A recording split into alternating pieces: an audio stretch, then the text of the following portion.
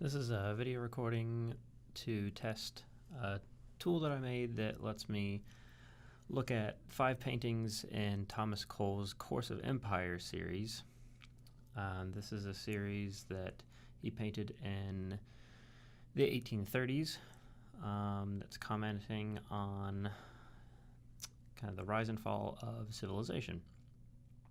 So there's 5 paintings, and it starts off with the savage state, the pastoral state, the consummation of empire, the destruction, and desolation.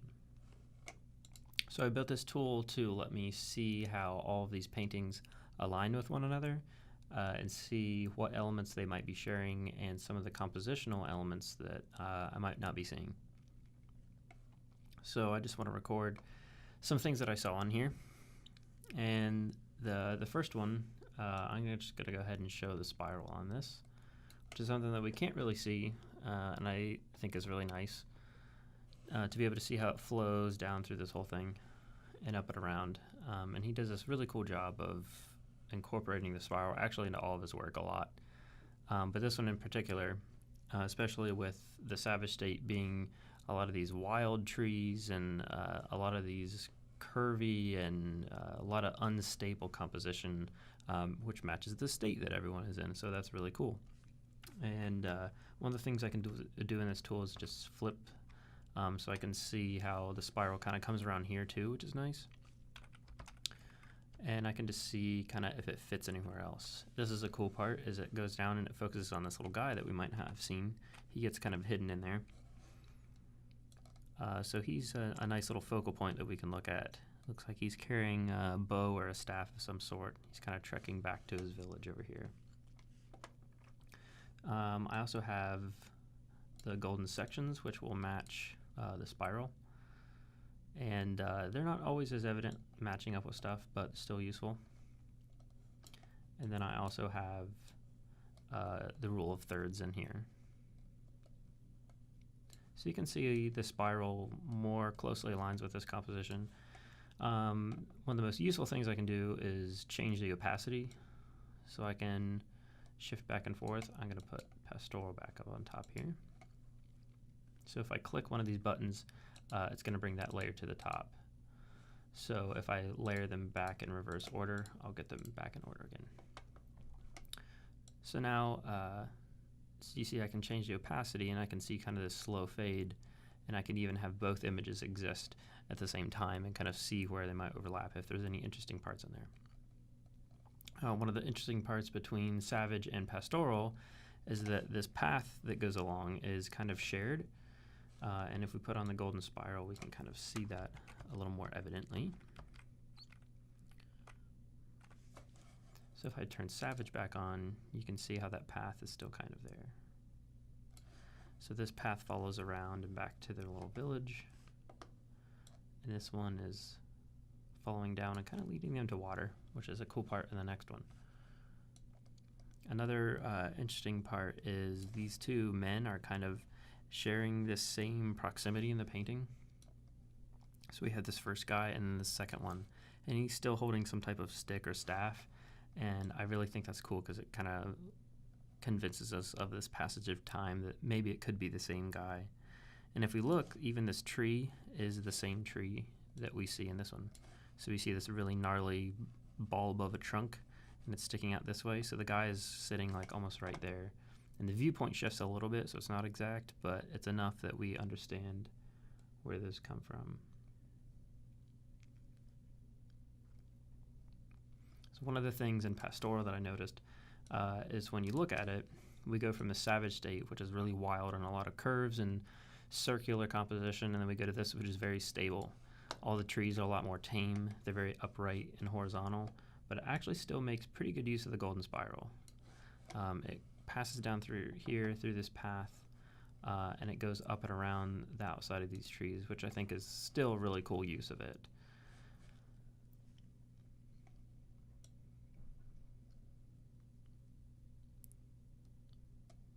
So it's just nice to kind of look back and forth and see.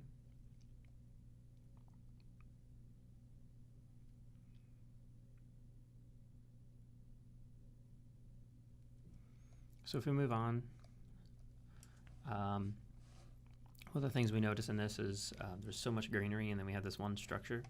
So we'll notice now if we move to the Consummation of Empire, I'm going to remove the golden spiral for a second. We'll notice that we get a lot more structure and there's practically no green. And the cool part is that this is basically the only part that kind of sticks out, and these pillars do a nice job of matching with its new set of structure. And it might not be the same structure, but thematically it matches really well. So that's a cool little feature, and we can even put these on 50% and see how they kind of match up. Another cool thing is if we look at the mountain in Pastoral, it's kind of this dominating figure that sits here. And I think maybe if we put the golden spiral on, it might be a focal point. A little bit, yeah. But when we change to Consummation, this nice angle that it makes actually starts to match with the structure. So it's kind of like now this dominating force of nature becomes this dominating force of humans, of architecture. And even if we put it kind of like this, around 50%, we can see how closely that matches up. And that's a pretty satisfying thing there. So it's what was over here once is now dominated by this building. So that's a neat feature. And some other stuff that's going on here. Probably the most interesting part is if we put the golden spiral back on, one thing that I noticed was this this statue matches perfectly with it. It's so obvious. Really meticulously placed right there in the focal point for us to see. And not only that, but the whole spiral itself comes down nicely through here and goes through this cloth, which is just enough, just barely draped enough that it doesn't catch our eye, but it fully fits into the spiral when it comes around. And another cool part is it not only uses that spiral, but it also matches this guy down here. So we have like these two focal points that are opposite one another. If we put this on, so you can see how they're nicely connected there.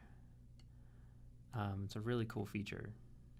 So now, even though when we take the spiral off and we look at this, we're like, wow, there's a lot of horizontal and vertical lines in this. Even though it's pretty chaotic with all the people and stuff, there's a lot of action. There's not a ton of flow like we saw in Savage. There's so much flow that's going on in this circular curvilinear, and now we move to this very static. But there's actually quite a lot of use of the spiral, if not more, in this image than the other ones, which is really cool. And I think that's a really cool comment on architecture and how we see architecture as like these static, more geometric forms, but there's actually a ton of this mathematical stuff going on behind the scenes that's really beautiful that we don't even see. If we switch the spiral back, we'll actually notice a cool feature is it matches the same spiral that these trees are using. So we kind of follow this into these trees and it sets us up for this transition into this, which is a cool thing. And if we move this down, excuse me, the mountain is doing a cool part of being part of that spiral and forcing it over too. So there's a lot of these tiny little features in there that are just enough.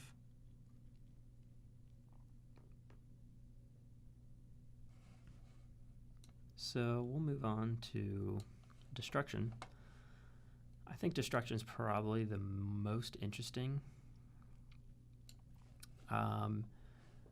One of the signals kind of that sets off immediately is it most resembles the Savage state. The clouds and everything are almost identical, which is a really powerful statement. And I'll kind of go back to that later. But if we just look at it in relationship to Consummation, there's a lot of great stuff. But the first thing I'm going to do is show how masterfully crafted this composition is. This is one of the only times I've actually seen this happen. This spiral is like meticulously placed. It's so nice. It follows like the direct line of action. It like literally bisects the shield. It's very, very nice. But if we switch it, it's still kind of working. It goes down through, and in here it gets a little bit lost, but up here the clouds and stuff really support it and swirl it around in this area. So it's still kind of working on this level too. And we switch it over here, it's still working. Again, there's not as much going on, but there's a little bit that we can follow it down through, and it brushes his foot, it comes up and around and follows the swirl of the clouds, it comes down and hits tangent to his shield and kind of gets lost in this action that's back here. So it's working on this, and then it even works here too. So we follow it up and around kind of this swirl, and it goes back down around his kind of line of action, and then it goes back in here. So this is so cool because we have a painting that uses all 4 golden spirals. It uses 1, 2, 3, and 4 in some way. I think that this one is probably the strongest and most obvious because it forces us through this, which is a focal point, and it goes down into this fighting action. So it's a really cool thing. I did not realize how ingenious Thomas Cole was in crafting those. And you take this off and we don't even really, we know it's a really beautiful image and it looks like it's really working and there's something going on there, but we don't see it. And once we see it, it's like you can't unsee it. You know exactly where the stuff is going. So that's a really great thing. One of the other really cool things on the transition between consummation and destruction is we had a lot of cool lineup. One of the things is there's this really nice framed action down here of this soldier that's trying to grab this woman who looks like she's trying to jump off the edge into the sea. And if we go back to consummation, it kind of looks like she is jumping off of this platform right here. So even though the viewpoint has shifted from this side to the other, her position almost remains static. So if we put it on 50%, there she is. And she's standing right there, still casting herself out to the water. I think that's a very nice lineup that happens that kind of, if we almost have this ghost image on there, it's kind of a cool foreshadowing of what might come. The whole platform itself, this whole dense area, matches kind of nicely with this.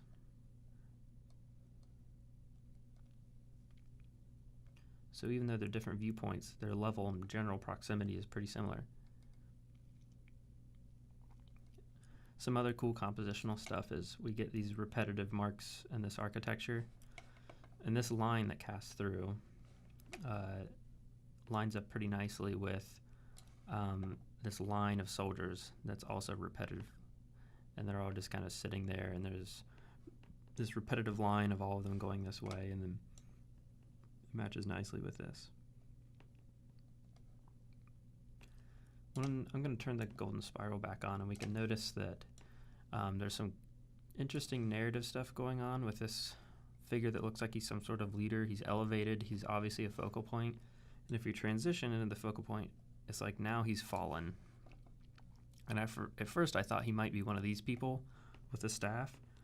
And now it almost is like communicating that this figure of power, this kind of stable and unwavering figure is now cast down in the collapse of the bridge. So it's kind of a neat comment that goes on between those two. Another thing that's happening is we get this viewpoint, the vanishing point, being around in this center area. We get all these rows of columns and this entire wall of all of these structures on this side, and then when we switch, it gets mirrored, and now we have them all on this side. And if we actually put them on 50%, they almost meet. So you get all of them over here and all of them over here, and it's like a total mirror image. If we go from here, and it just completely flips over to the other side. Even though we still get glimpses of each one in them, we just completely shift our focus. And it's like here, it's like this beautiful golden top, sun's hitting it and everything. And then we switch, and now it's this all the smoke and death and destruction, and it's a really cool little switch over into it. So we'll move on to Desolation.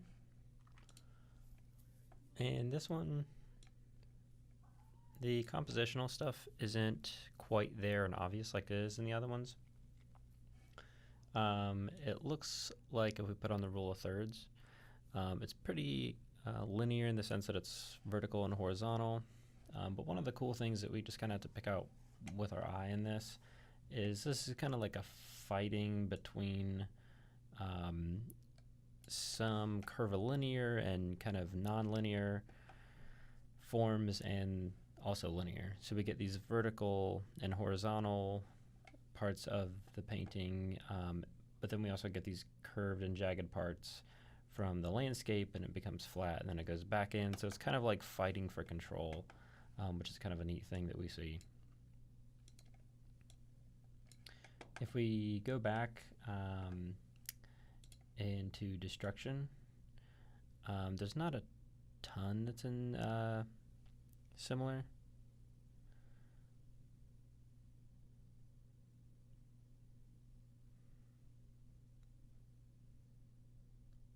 We just kind of go back and kind of scrub and see if there's anything that sticks out.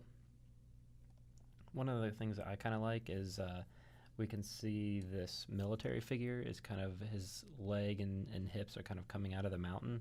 And to me, it's kind of a nice comment that it's like, you know, these statues are built to kind of like last forever, and the kind of military conquering effort is to, you know, establish for a long time for control, and then really in the end it's crumbling, and the only thing left is this thing that we've gotten the whole time is the mountain. So that's kind of a neat little feature. Then he kind of fades and disappears away, and all we get is this thing that we've been seeing from the beginning.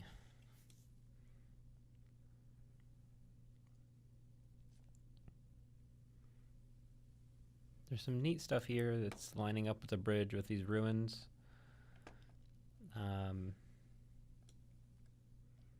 Can't quite make anything of it, but it's something to note that's nice.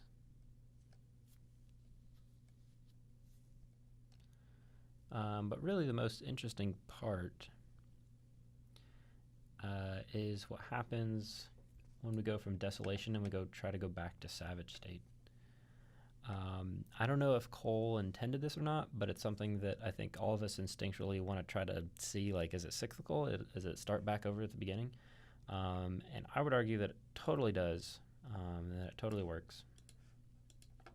So if we go back to Savage State and we start to scrub through, one of the first things that we notice is all this regrowth and these new trees that are young and everything in here, especially this vine. Thematically, it's just like screaming like this nature taking over these man-made forms again. But if we turn it back onto Savage, we can see it lines up really nicely with these trees.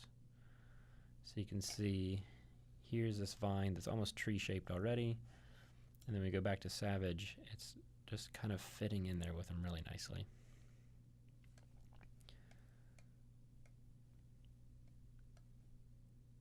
Some of the other really nice effects that I found out was if we kind of hold it on 50% here, get this really cool effect of like the tribal people of the Savage State kind of coming in and almost looking like they're exploring these ruins. You've got this main guy in Savage State, and he's coming through, and it looks like he's just standing right here. And just kind of like a ghost that's there. And then these people down on the shore kind of pointing, saying, look, there's stuff over here. It looks like they've almost like already set up a settlement. So you get this really neat narrative that comes out of it.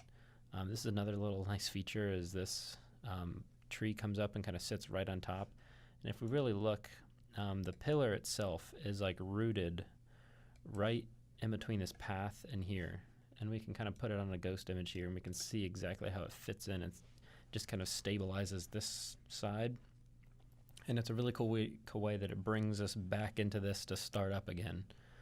And our attention is kind of like focused there, and then we go back in to the focal point of the first one again. A little bit of the path too is mimicked. If we look at Savage State, this path that follows the golden spiral. Let's move it around. There we go. So the golden spiral comes down, and this is kind of the path that it follows back into this village. If we look at Desolation, it's doing this similar thing where it's following in this kind of curved spiral path that goes along down to the bottom. So if we look, it's a really nice transition to those two that kind of comes back into it too.